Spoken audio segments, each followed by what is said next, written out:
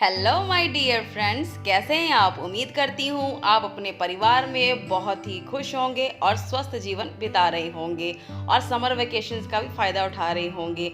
मेरी वीडियो से भी आप जान गए होंगे कि मैं भी समर वेकेशन का पूरा लुत्फ़ उठा रही हूँ, इसीलिए मेरी वीडियोस रेगुलर नहीं आ रही हैं। एक्चुअली थोड़ा सा काम में बिज़ी थी, फैमिली का काम था तो थोड़ा सा बिज़ी थी, लेकिन अब से मैं आपको रेगुलर वीडियोस दूंगी। लेकिन आज की जो वीडियोस हैं ना, 2 क्लिप मैंने जो डाली हैं बहुत ही इंफॉर्मेटिव हैं और बहुत ही डिमांडिंग वीडियोस हैं। एक तो आम की खटाई की रेसिपी डाली है और एक डाला है मैंने गोल्ड फेशियल। तो जरूर इस वीडियो को एंड तक देखिएगा।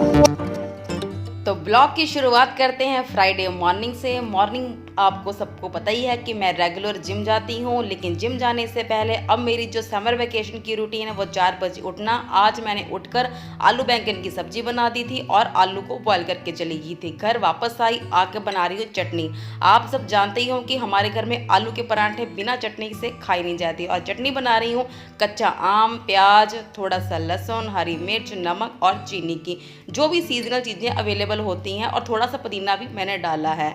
तो चटनी मैंने बना दी। अभी सिस्टर आ रही है, वो बनाएगी आलू के पराठे, और जिसने फुल्का खाना होगा, जैसे डैडी जी फुल्का खाते हैं, उनके लिए फुल्का। इधर उठ गई है अद्विका, क्योंकि सिस्टर नहा रही है तो ये रोने लग गई थी। इसको अब थोड़ा सा बाहर लेके जाऊंगी। ये बनाई थी मैंने आलू बैंगन की सब्जी। जैसे कि आप सब जानते हो कि मेरा जो ब्रदर इन लॉ है वो फार्मासिस्ट है, हॉस्पिटल जाते हैं, उनको तो कोई छुट्टी नहीं होती, तो मुझे वेजिटेबल बना के जाना जरूरी होता है, क्योंकि उसने ब्रेकफास्ट और लंच करके जाना होता है।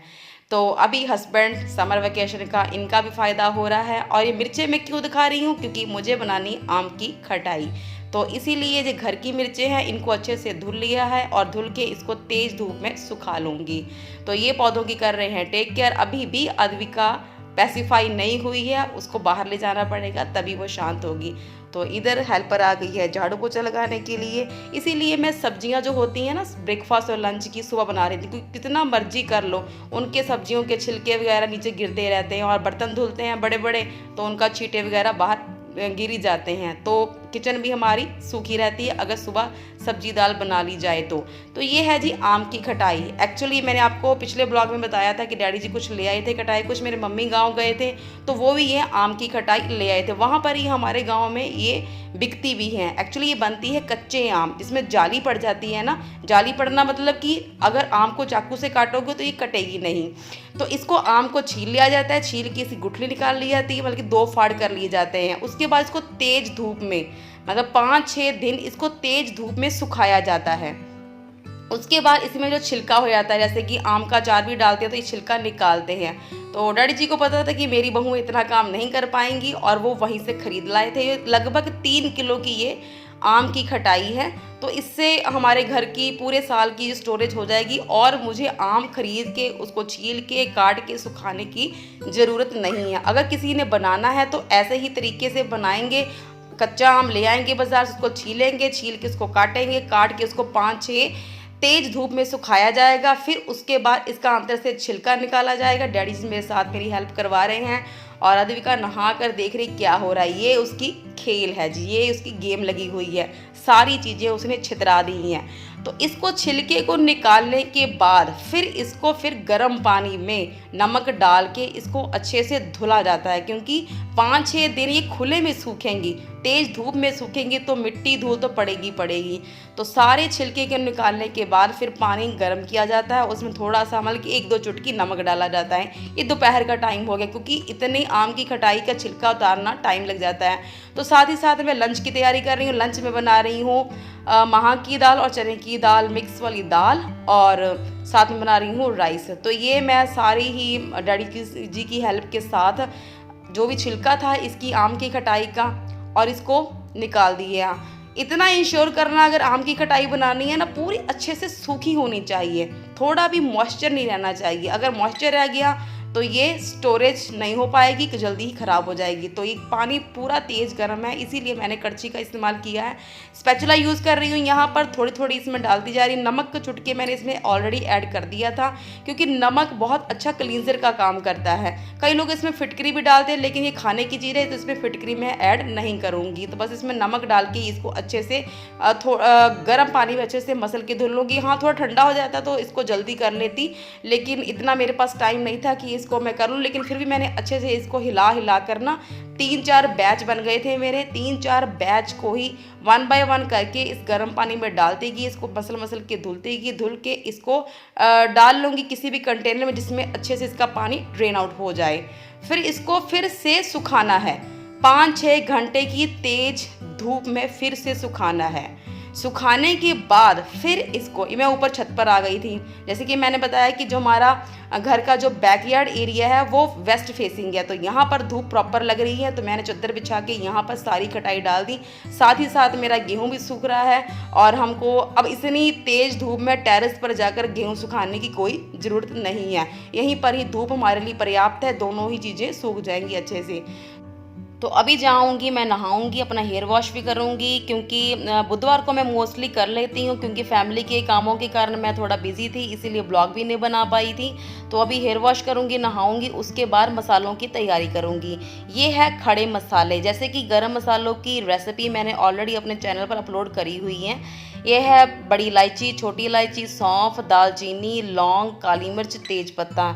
इन सारे ही खड़े मसालों को पैन में डालकर इनको महक आने तक ही भूनना है, ज़्यादा इनको नहीं भूना जाएगा, नहीं तो इनकी जो फ्रेगरेंस है, टेस्ट है, वो ख़राब हो जाएगा। बस हल्की हल्की महक आने लग जाए, इतना ही इनको ड्राई रोस्ट करना है। और रोस्ट करने का कारण दूसरा ये भी होता है कि इनसे ना जो कुछ भी बनाते हैं, अचार, चटनी या फिर खटाई का मसाला, तो कभी भी ख़राब नहीं होता। इनकी जो प्रिजर्वनेस है वो, उनकी शेल्फ लाइफ बढ़ जाती है।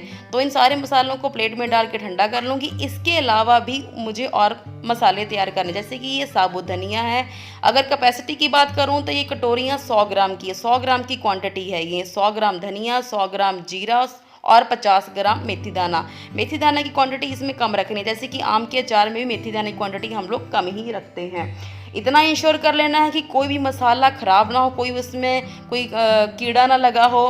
अच्छी वाले जो मसाले हो उन्हीं मसालों का ही यूज़ करेंगे। तो सारे मसालों को 1 बाय 1 करके भून लूँगी, क्योंकि मसालों को जो क्वांटिटी थी मेरे पास ज़्यादा थी, अदरवाइज़ तो सारे मसालों को इकट्ठा ही भूना जा सकता है। अगर आप बनाने जा रहे हो थोड़ी क्वांटिटी में, तो आप इकट्ठे इनको ड्राई रोस्ट कर लेना।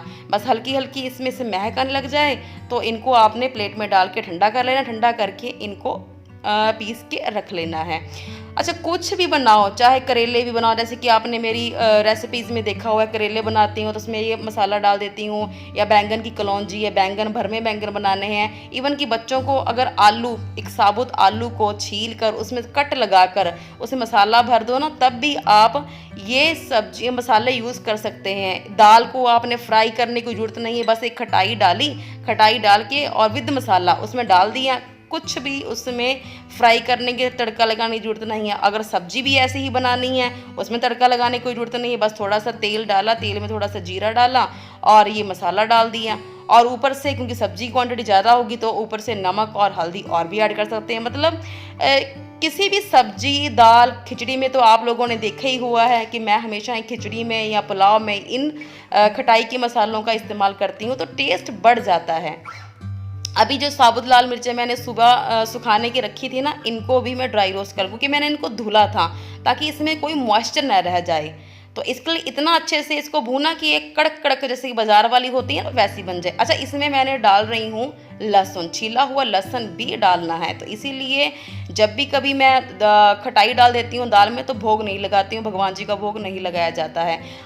टाटा सॉल्ट का नमक ही उपयोग करना है, क्योंकि नमक जो है वो प्रिजर्वेटिव का काम करता है, प्रिजर्वेटिव का काम करता है। तो इसीलिए मैंने टाटा सॉल्ट का इस्तेमाल किया, अदरवाइज़ हम लोग खाने में वो जो सेंधा नमक है उसी का इस्तेमाल करते हैं। तो इसमें मैं डाल रही हूँ 100 ग्राम के करीब ही हल्दी। हल्दी बाज़ार वाली थी, जो मेरी घर की हल्दी आई थी वो मेरी ख़त्म हो गई थी। तो पहले मैंने तेल गरम किया, उसमें 2 कटोरियाँ सरसों के तेल की डाली थी। उनको हल्का सा गरम, इतना नहीं गरम करना कि उसका धुआं निकल जाए, नहीं, वो इसलिए मैंने गरम किया था ताकि जो कच्ची हल्दी है ना, कच्ची हल्दी और हींग भी शेल्फ लाइफ का काम करती है, वो भी प्रिजर्वेटिव का काम करती है। उसको बस थोड़ा सा रोस्ट कर लिया था। रोस्ट करके कढ़ाई को यहाँ पर ले आई, सेटअप लगा लिया मैंने, अखबार बिछा लिया और यहाँ पे खटाई भी ऊपर से ले आई थी टोकरी में रख के। और जो सारे मसाले पीसे थे, खड़े मसाले और जो धनिया, जीरा, मेथी दाना, उनको पीसा था, ये सारे मसाले इसमें सारे ऐड कर दूँगी। उसी में जो मैंने कढ़ाई में तेल गरम किया था, हल्दी और थोड़ी सी हींग डालकर। और यहाँ पर सारे मसाले, पहले मैंने लहसुन डाला था, लहसुन को भी जलाना नहीं, इसीलिए मैंने इसको आंच पर नहीं भूना था। अच्छा, नमक का ध्यान रखते हैं हमेशा ही। सारी क्वांटिटी मैंने जो मसालों की ली है वो ली है 1 कटोरी, मतलब कि 100 ग्राम। और यहाँ पर जो नमक का इस्तेमाल कर रही हूँ वो 1.5 कटोरी का इस्तेमाल कर रही हूँ। नमक हमेशा ही थोड़ा ज़्यादा लिया जाता है। जो मैंने लाल मिर्चें, साबुत लाल मिर्चें मैंने करी थी ड्राई रोस्ट, उनको भी सुखा लिया। अभी पहन रही हूँ ग्लव्स, क्योंकि ये साबुत लाल मिर्चें बहुत तीखी होती हैं। अगर ऐसे ही बनाओगी ना, क्योंकि खटाइयों को ऐसे ही, मतलब कि आम की जो फाड़ियाँ हैं ना, उसको ऐसे मसलना है कि उसमें भर जाए। अच्छा, ये आपको लग रहा होगा हनी, शहद। जी, ये बिल्कुल शहद हनी बिल्कुल नहीं है। ये है जी हमारा गन्ने का सिरका। जो गन्ना हमारे लगता है किचन गार्डन में, उसी का हमने सिरका निकाल के रखा हुआ है। सिरका कैसे बनाते इसकी रेसिपी मुझे नहीं आती, ये डैडी जी का काम है, उनसे पूछ के मैं बता सकती हूँ। वो हमेशा ही बनाते हैं। सिरका डाल के इसका टेस्ट और बढ़ जाता है। अगर ये सिरका अवेलेबल नहीं है तो आम जो सिरका जिससे हम खाने में इस्तेमाल करते हैं या पनीर बनाने में इस्तेमाल करते हैं, उसका भी यूज़ किया सकता है। अच्छा, वहाँ पर 2 कटोरी सरसों के तेल को डालने के बाद यहाँ पर भी मैंने लगभग आधी कटोरी सरसों का तेल लिया। वो इसका कारण है कि ताकि जो मसाले और तेल अच्छे से ना उन आम की खटाइयों पर कोटिंग, जैसे मैं दिखा रही हूँ ना, एक एक खटाई में ये मसाला भर जाए। तो बाकी जो आम की खटाइयों के बैच है वो भी ऐसे थोड़े थोड़े ले जाने हैं और थोड़ा थोड़ा मसाला इसमें ऐड करी जाना है और थोड़ा थोड़ा इसमें तेल डाली जाना है। सबको अच्छे से मसल के एक एक खटाई में मसाला भर जाए। उसके बाद साफ कंटेनर में भर के इसको रख देना है। 15 दिन तक ये खाने की लायक हो जाएगी। तो थर्सडे को मैंने किया था गोल्ड फेशियल। बहुत ही इफेक्टिव फेशियल है, घर पर किया, सस्ता पड़ा था, चीज़ें भी आपको सारी किचन में मिल जाएंगी। तो ये फेशियल करके ज़रूर देखिएगा और मुझे फीडबैक भी दीजिएगा। सारी चीज़ें जो मैंने इस फेशियल में डाली हुई हैं, जिनका यूज़ किया है ना, वो 1 बाय 1 मैंने इसके साथ ही लिख दी हैं ताकि आपको आसानी हो सके। आइए देखते हैं गोल्ड फेशियल तैयार कैसे करना है। सबसे पहले हमने करना है क्लींजिंग के लिए हमको चाहिए कस्तूरी हल्दी और कच्चा दूध। कस्तूरी हल्दी का क्या बेनिफिट है मैं आपको आगे वीडियो में बताऊंगी। उसके बाद हमने करना है फेस स्क्रब के लिए लेना है ओट्स पाउडर, कस्तूरी हल्दी और एलोवेरा जेल। इन सारी चीजों को आपने मिला लेना है। ओट्स पाउडर आपने ऐसे तैयार करना है, जो ओट्स आते हैं, जो नॉर्मली हम अपना ओट्स खाते हैं, उनको आपने ग्राइंडर में डाल के उसको पाउडर बना लेना है। पाउडर बना के इस फेस स्क्रब का इस्तेमाल करेंगे। थर्ड स्टेप जो आता है मसाज क्रीम का। मसाज क्रीम के लिए आपने ये पोटली खोलनी है। जी हाँ, पोटली का मतलब ये हंकड़ है। दही को हमने कपड़े में अच्छे से छान लेना है ताकि हमको गाढ़ा गाढ़ा दही मिले, और इसमें डालनी कस्तूरी हल्दी और शहद। इन तीनों चीजों को अच्छे से मिक्स कर लेना। मिक्स करके हमारी ये मसाज क्रीम रेडी हो गई है। उसके बाद हम तैयारी करेंगे फेस पैक की। फेस पैक के लिए मुझे चाहिए यहाँ पर बेसन, चंदन पाउडर, चावल का आटा, कच्चा दूध और कस्तूरी हल्दी। ये हमारा हो गया जी फेस पैक रेडी।